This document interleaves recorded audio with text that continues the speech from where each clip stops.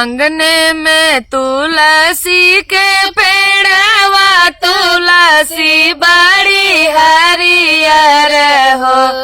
अंगने में तुलसी के पेड़वा तुलसी बड़ी हरियर हो। ओ तुलसी जाऊ हमरे होई है होरिलवा त पियरी चढ़ऊ बई हो। तुलसी जाऊ हमरे होई है होरिलवा त पियरी चढ़ऊ बई हो। सासू जे बोलयू न पाई ननद उठी बोलाई हो। हे भाभी नाई हर से पियरी मंगायू त तुलसी के चढ़ाई हो।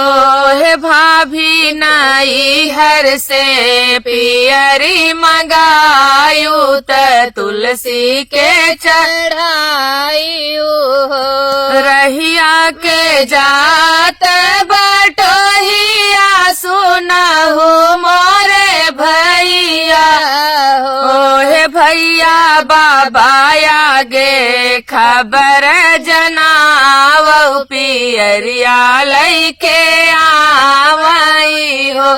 हे भैया बाबा आगे खबर जनावो चुनरिया लैके आवई हो। बाबा जे सोवैयो सरवत भैया जे जागाई हो। हे धना गहबर पियरी रंगाऊ बई बहिन के लैके जाबई हो। हे धना गहबर पियरी रंगाऊ बहिन के लैके जाबई हो।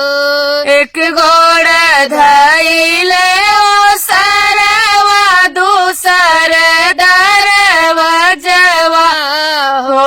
हे भैया तीसर गोड़ धरले अंगनवा त बहिनी से बात पूछे हो।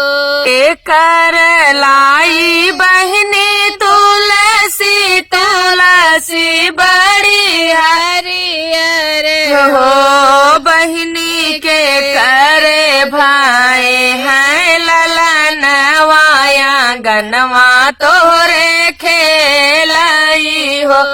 हे बहिनी के करे जे भाई है ललनवाया गनवा तोरे खेलाई हो।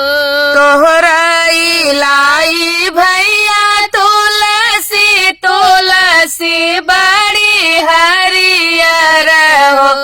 हे भैया तोहराई खेलाई भयानवाया गनवा हमरे खेलाई हो।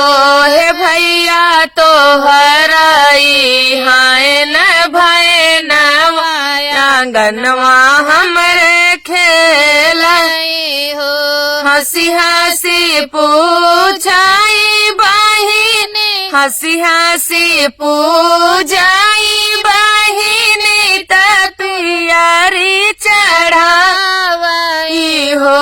हे मैया भरी मुख दे तू आशीष जनम जुग बेहसित हो।